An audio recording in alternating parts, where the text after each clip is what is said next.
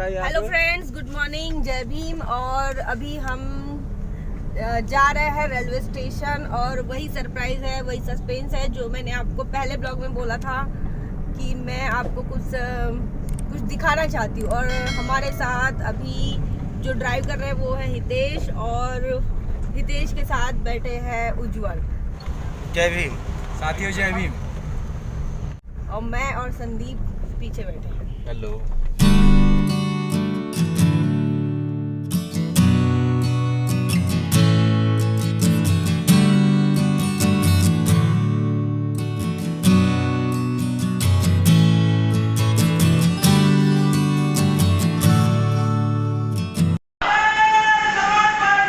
जिंदाबाद जिंदाबाद, हम आपके साथ हैं, हम आपके साथ हैं। देश की नेता कैसी हो? बहन मायावती जैसी हो। देश की नेता कैसी हो?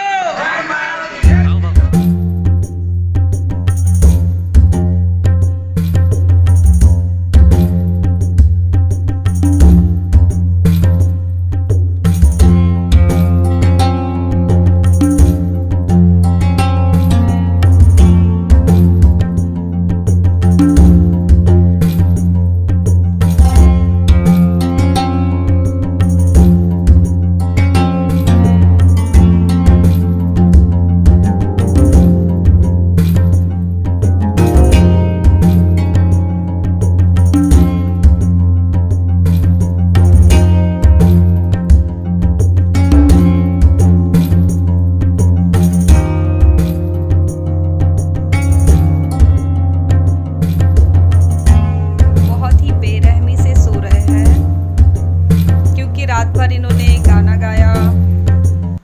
मैं एक चीज दिखा रही हूँ, ये देखो, ये साहिल है जो अभी खाना खा रहा है, अभी सोकर उठा।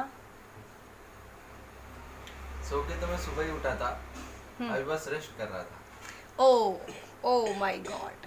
आज सुबह हम मिले थे माननीय रामजी गौतम साहब से, जो कि बहुजन समाज पार्टी के नेशनल कोऑर्डिनेटर है और साथ ही वो राज्यसभा सांसद भी है।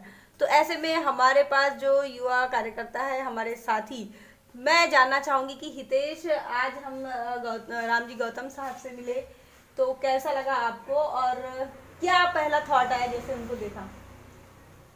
सभी साथियों को मेरा सादर जय भीम। जय भीम। जैसे ताई आपने पूछे कि आपको कैसा फील हुआ उनसे पहली बार मिलके, तो जब अपन कोई बड़े व्यक्ति को देखते हैं जो हमसे पद में बड़ा हो, कद में बड़ा हो और हर चीज में बड़ा हो, उनके बाद में जो फीलिंग्स आती कि यार इस मुकाम तक अपन कब पहुंचेंगे, वो जो एक प्राउड वाला फील था और प्राउड वाला जो मोमेंट था वो तो हमें लगा ही।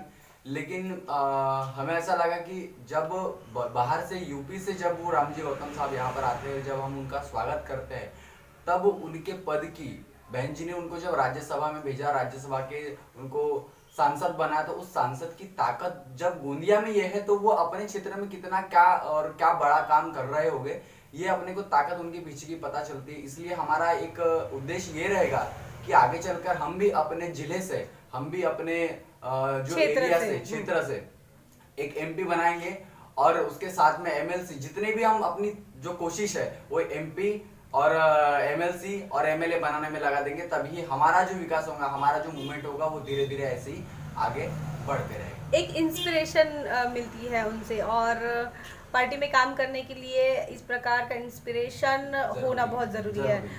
किसी को ये पता है कि मतलब रामजी गौतम साहब के साथ क्या हुआ था, मतलब राज्यसभा में आने के लिए किस प्रकार से दांवपेच खेले गए थे, या फिर और उनको बहुजन समाज पार्टी में ही रहते हुए किस प्रकार उनका अपमान हुआ, तो कुछ किसी को पता है क्या?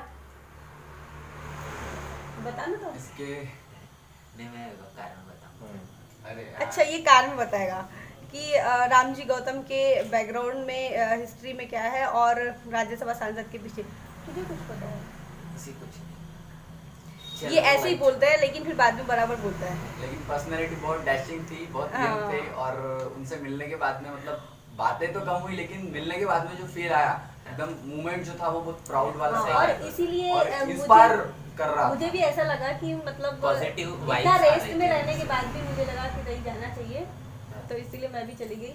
और आज मैं भी घर के बाहर निकली, हॉस्पिटल के अलावा मैं कहीं जाती नहीं, लेकिन मैं अब रामजी गौतम साहब आने वाले थे, जैसे ही हमको थोड़ा सा भनक लगी या फिर पता चला, अचानक भयानक में पता चला एक्चुअली तो हम मिलने गए थे, तो मैं भी उसमें गई थी। तो अभी मैं जा रही हूँ हॉस्पिटल, क्योंकि कल हमने ब्लड टेस्ट किया था, तो आज वो रिपोर्ट्स आएंगी, और एक अल्ट्रासाउंड करवाना था, तो कल नहीं हो पाया था, तो आज हम जाएंगे फिर से सहयोग हॉस्पिटल। चलो चलते हैं।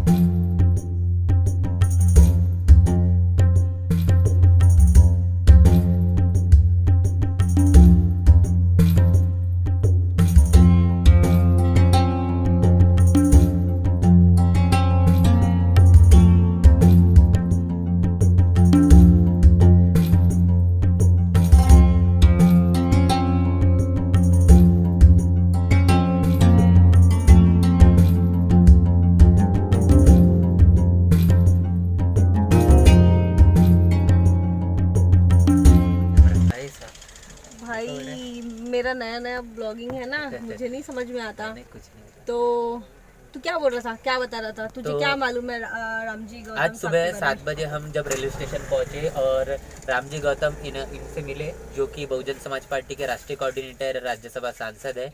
तो सभी ने, अभी हितेश ने थोड़ी देर पहले बताया कि उसको कैसा फील हुआ, तो मुझे भी बहुत ज़्यादा अच्छा लगा, क्योंकि बहन जी के बाद में अगर बहुजन समाज पार्टी में अगर सही मायने में किसी को समझा जाता है या फिर उनका अगर ऑर्गेनाइजेशनल अगर किसी का पद है तो वो रामजी गौतम साहब का है। और उनको देखने के बाद में, उनसे मिलने के बाद में एक पॉजिटिव वाइब्स हम जिसको बोलते हैं वो उनसे आ रही थी, एक पॉजिटिविटी उनसे आ रही थी कि हमको भी मिशन को एक समर्पित भावना से काम करते हुए, डेडिकेशन से बहुजन समाज पार्टी का काम करना चाहिए। क्योंकि कुछ ऐसा समय आया था जब रामजी गौतम साहब का राजस्थान के अंदर में बहुत अपमान हुआ था, और उस अपमान के बाद में शायद अगर कोई दूसरा व्यक्ति उनके अलावा अगर रहता तो ऐसा होता कि वो शायद सुसाइड कर सकता था या ऐसी बहुत सारी चीजें वो कर सकता था। लेकिन रामजी गौतम साहब के पास में जो पेशेंस था, वो पेशेंस के कारण वो बहुजन समाज पार्टी में बने रहे, और उसके बाद में बहन जी ने उन्हें मान सम्मान दिया और राज्यसभा सांसद बनाए। तो आपके अंदर में पेशेंस होना कितना ज़्यादा इम्पोर्टेंट है। ये बहुजन समाज पार्टी का महापुरुषों का आंदोलन है, और यहाँ पर समय समय पर मान सम्मान अपमान होते रहता है। तो इसी के साथ साथ ये चीज़ हमको समझ में आई कि हमको एक पॉजिटिविटी के साथ में बहुजन समाज पार्टी का काम करना चाहिए। बस यही मैं कहना चाहता था, हो गया। और पता है क्या, साहिल और पराग, जब बहन जी ने राज्यसभा सांसद के लिए नॉमिनेट किया था रामजी गौतम को, तो रामजी गौतम राज्यसभा में नहीं जाना चाहिए करके समाजवादी पार्टी, कांग्रेस और भारतीय जनता, मतलब मनुवादी पार्टियों ने बड़ी साजिश की थी। उनके तरफ से ऐसा था कि मतलब कोई भी जाए चलेगा, पूंजीपति चला जाए चलेगा, लेकिन रामजी गौतम नहीं जाना चाहिए। लेकिन ये जो ग्रीन वाला डब्बा है ना, साहिल तेरी नींद नहीं हुई क्या? नींद थोड़ी हुई है, थोड़ी बाकी है नींद। जैसे कि पिछले वाले ब्लॉग में आपने देखा कि हमने 1:30 बजे तक के हमारा गाना बजाना चलता इनका रहा। गाना बजाना चल रहा था, बाबा और साहब के गाने, माननीय कांचीराम साहब के जो गीत है, जो मिशनरी गीत है, वो हम लोग गा रहे थे। और वो सारे गीत जो है वो राहुल अन्विकर दादा ने जो गाए हैं, वो सारे गीतों को आप मेमोराइज कर रहे थे, याद है? तो मुझे भी पता है क्या, राहुल अन्विकर इनके जो गाने रहते वो मुझे मिशनरी लगते हैं, और बाकी जो गाने हैं ना, मतलब जहाँ पर तारीफ होती है, स्तुति होती है, ऐसी चीज मुझे पसंद नहीं आती। कुछ मिशन हो तो मतलब है, जागृति हो, जहाँ पर प्रबोधन हो, हाँ। वही गाने ज्यादातर हमारे बहुजन समाज के तक पहुँचे तो ज्यादा बेहतर है। साथियों, मेरा यूट्यूब पर चैनल है, अगर आप जानते होंगे, मिशनरी पराग, और ताई ने हमारा द अम्बेडकराइट कपल, ये भी यूट्यूब चैनल ओपन किया है अभी, जो न्यू है, जिस पे फर्स्ट ब्लॉग आ चुका है। तो मैं तो व्लॉगिंग करता, आप सभी लोग जानते हैं, और हमारा द थिंक यूट्यूब चैनल है। तो व्लॉगिंग हमने स्पेशली शुरू की थी जिससे हम अपने डेली रूटीन और बहुजन महापुरुषों के हम जो मिशन का काम करते हैं हम बता पाए। तो मैंने तो अपना यूट्यूब चैनल शुरू रखा है, और अभी नया YouTube channel the Ambedkarite couple ये ओपन हो चुका है। तो आप सभी ने अभी तक सब्सक्राइब नहीं किया तो ज़रूर से सब्सक्राइब कर दीजिए, बेल आइकन को प्रेस कर दीजिए। इस तरीके से नए नए व्लॉग्स आपको पता चलेंगे। द थिंक के जो भी वीडियोस हमारे शूट हुए तो उसके पीछे के जो बैकग्राउंड BTS जो है, बिहाइंड द सीन है, वो सारी चीज़ आपको नज़र आएंगी। तो काफ़ी सारी अच्छी चीज़ें इस चैनल पर आपको मिलने वाली है, तो ज़रूर सब्सक्राइब कर दीजिए। और नए नए जो वीडियोज़ आते हैं उसके ऊपर में कमेंट करके बताइए कि आपको कैसे हमारे व्लॉग्स लग रहे हैं। ठीक है, चलो।